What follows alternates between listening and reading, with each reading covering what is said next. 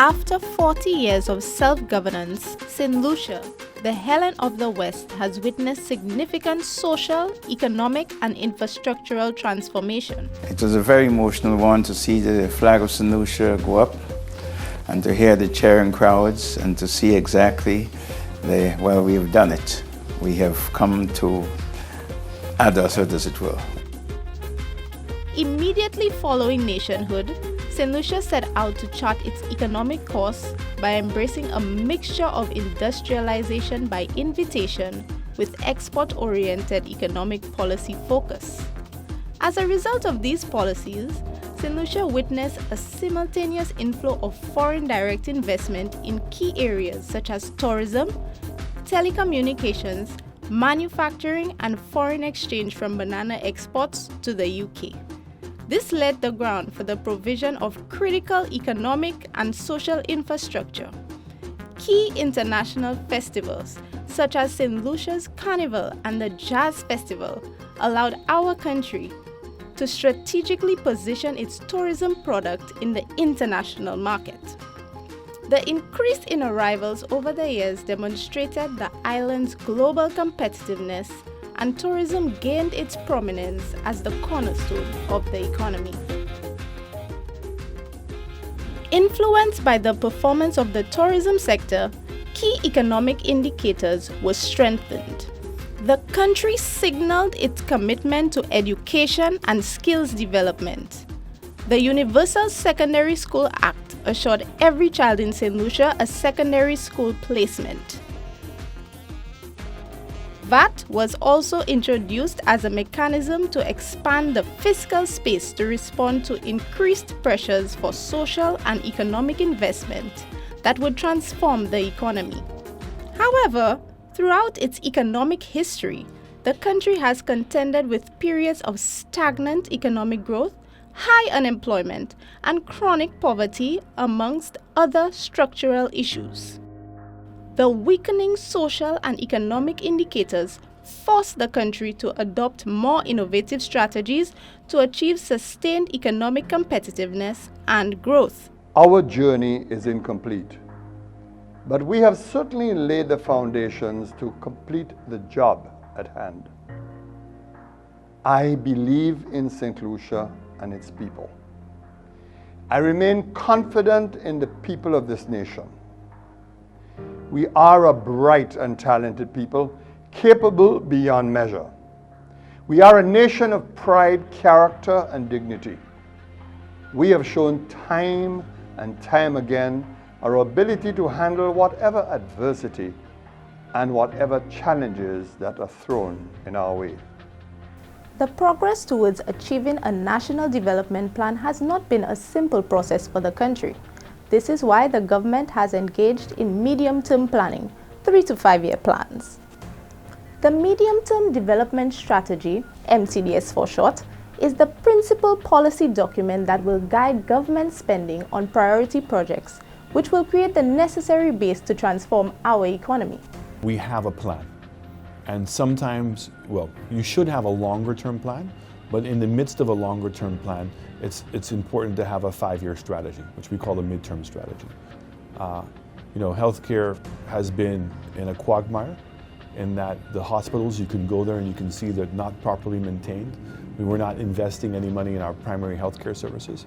But probably the singularly most important aspect of healthcare was affordability. And I would say to you that thousands of Saint Lucians, despite the need of healthcare, could not afford to go. And if they could go to a doctor, they certainly couldn't afford the prescription. And if they possibly could afford the prescription, they could not afford any surgery. The country cannot grow if we don't have more roads and better roads. If we can't fix the airport, if we can't separate the cruise ship port from a cargo port, because right now we have cargo ships that are waiting outside during our peak cruise periods.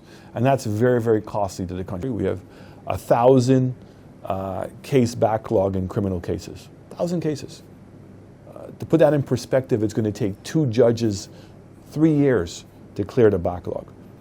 If you want to improve the productivity of your country, certainly expanding the capacity of the country is going to help, but people have pointed out that the singular best way to improve productivity is through education.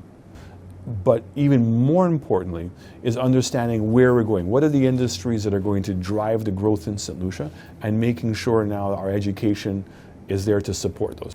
The Department of Economic Development, Transport and Civil Aviation is charged with the responsibility to produce this medium-term development strategy. There are a number of steps that any government would take. You have the short term, the medium term, and the long term. In the mid-term strategy that we are looking at, it is what we can do within a given period of time to get the economy to be performing at the level that we want to. So the government embarked on a program which engaged the PEMANDU team to help, along with the Cabinet of Ministers and Permanent Secretaries, to identify the strategic areas of growth. The exercise was very successful in that while they were the facilitators, the ideas came from the team of persons involved. And there are 6 strategic areas that was identified, 3 on the social side and 3 on the economic side. Driving these 6 sectors, which also includes all other sectors, but the primary focus being in these 6 areas, is geared towards, in the medium term, getting the economy to perform at the level that we expect that it can. The strategic direction for the MTDS was modeled on the methodology developed by PEMANDU. In April 2018, the Government of Saint Lucia, GOSL, with the assistance of PEMANDU Associates, convened a strategic workshop to define national priority areas as part of the development of the medium-term development strategy. These pillars, we see them as being the basis upon which the platform of socio-economic advancement is built for the country. And these pillars are 7 in total. 4 of them are actually economic, and 3 of them are social. The 7 broad development pillars serve as a catalyst for the medium-term development strategy, which is the immediate focus of the Government of Saint Lucia. These broad development pillars are in strategic alignment with the International Sustainable Development Goals, otherwise known as the Global Goals, a universal call to action to end poverty, protect the planet, and ensure that all people enjoy peace and prosperity. Based on the outcome of the workshop, which was attended by the Cabinet of Ministers, permanent secretaries, and top management from the public and private sectors, the GOSL set 6 key result areas to achieve sustainable and inclusive growth by 2022. The key result areas comprise 3 economic sectors: agriculture, tourism, and infrastructure, and 3 social sectors: citizen security, education, and healthcare. The key result areas, KRAs, the platform for the MTDS, are interconnected to help achieve the medium-term aspiration of achieving sustainable economic and social development. Essentially, the MTDS serves as a roadmap for improved standard of living and quality of life for all Saint Lucians. This focuses on the physical infrastructure, and it really speaks to the cut and thrust of economic activity on the ground. So it looks at your infrastructure in terms of roads and bridges, and focusing on connectivity and allowing movement from point A to B on a physical level. Infrastructure, transport, water, ports, roads are vital to the improvement of the welfare of citizens. Investments in infrastructure promote growth and development. With regards to the roads, we expected to construct about 98 kilometers of roads by 2022, and there were some major game changers identified. We expected to reconstruct a number of secondary and collector roads in the country. The other part of it is to improve what we term the back roads, Maris into Grand Riviere, say Armandale down into, and even Balata to Mondador, and a lot of the Caref, Larichet roads, Norbe, Vesikwe, all of those roads have been considered or were considered to help to alleviate the traffic. So we are actively pursuing this. One, with a Taiwanese funded road improvement management program. That is like a phase 4. We will be focusing on the Millennium Highway, which is to be funded by the Caribbean Development Bank, and a major improvement to the cul-de-sac area will be a bridge, a major bridge, and sort of a flood protection works will be funded by the Japanese. Agriculture. Quality road infrastructure also supports the agricultural sector. This sector helps sustain livelihoods and the generation of employment. In 2018, agriculture contributed 68 million EC dollars to the economy. We're looking at reducing the importation of selected crops. When Minister came in 2016, we sat together, we looked at the number of crops that we import. We looked at some of those in terms of the quantities and values, and 7 were identified. These include like sweet peppers, tomatoes, cantaloupes, watermelons, cabbages, and lettuce. The whole idea here is that sufficient money, large sums of money have been spent on importing it. These we could actually produce very effectively down here. So the project seeks to provide support to the farmers. What we are seeking to do is to increase the production to tap into the import market. We're looking at what the hotels and the supermarkets are importing, and we're getting that data from the statistics department, government statistics. And so in the first year or so, we're looking at tapping into about 30% of that import market. Tourism. The farm-to-table experience forms part of our tourism product offering. The tourism industry has received many accolades for its performance. In 2018, the sector contributed 9.3% to GDP. So as part of our medium-term strategy, we're actually looking at continuous improvement in the accommodation sector, looking to improve our room stock, looking to rejuvenate those iconic sites, introduce other types of tourism, your wellness tourism, ecotourism, through the village tourism initiative that will make it possible. We're looking to create that environment where investors, high net worth investors, will actually want to come here. By doing that too, it means that we would also be increasing our arrivals to the island, increasing guest spend, and this is all in keeping with the targets. We are hoping that by 2022 we'll see at least 500,000 or a little over that in stayover arrivals. We're hoping that jobs can increase by about 4,000 or more, that is direct employment. And we also looking to improve the contribution to GDP. So the target is to improve GDP by 1.9 million EC dollars. Enhancing the labor force through education, training, and workforce development. And of course, this speaks to the need to have the level of productivity and competitiveness within the workforce. Education. The government of Saint Lucia believes in the philosophy that education is a basic human right, which contributes to the development of human capital.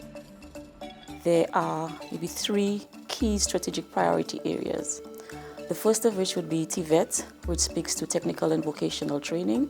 And for us, it's about increasing the number of the TVET offerings offered at our schools and ensuring that our students are able to graduate with portable qualifications.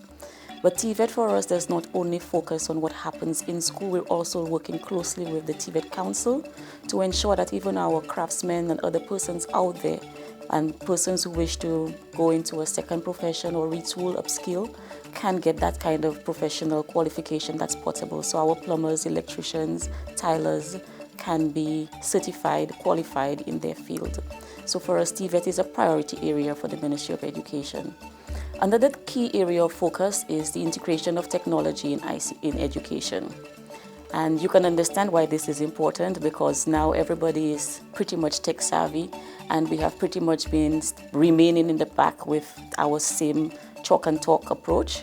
But now we realize that there are different ways in which we can engage our students because they think differently, they have gadgets and devices that can assist with their learning, and it's about ensuring that we are able to provide differentiated learning approaches for our students. Another concept for us is that of introducing numeracy hours at various secondary schools. In the medium term, it's going to be a short-term project, a short-term pilot, where we're looking to improve our maths performance. And we know our students are not performing as well as they should, and so we're looking at a different approach. And so the Ministry of Education will be introducing numeracy hours at select secondary schools as a pilot, and we will move this thing forward. Healthcare.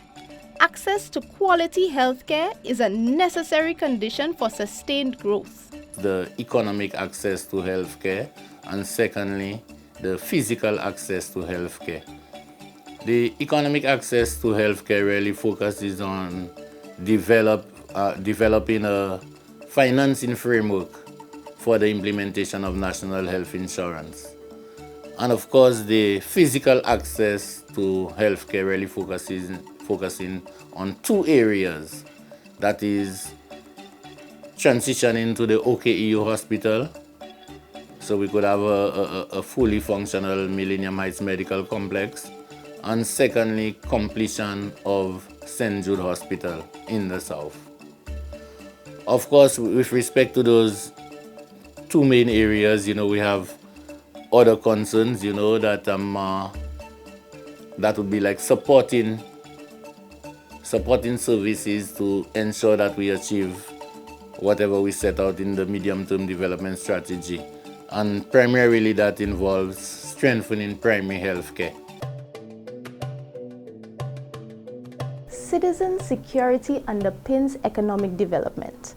The protection of life and welfare is pivotal to the realization of the national development goals. Citizen security mainly deals with the level at which citizens feel comfortable in any country in terms of their own safety, in terms of public health issues, in terms of the protection of their fundamental rights and freedoms. And one of the main things that would affect citizen security, not just crime, but the fear of crime. So that's one of the areas, and that's where the police comes in. We've incorporated a lot of community policing initiative because we believe in dealing with citizen safety, you must involve the citizens. So community policing is high on this. Police patrol, a lot of intel-driven policing will be part of that also. The formulation of this medium-term development strategy creates the ideal opportunity for the country to define its growth trajectory. The MTDS, formulated on the premise of accelerated, resilient, inclusive, sustainable, and equitably shared economic growth. The MTDS puts the country on a growth trajectory. Economic growth on the rise, a nation destined for greatness.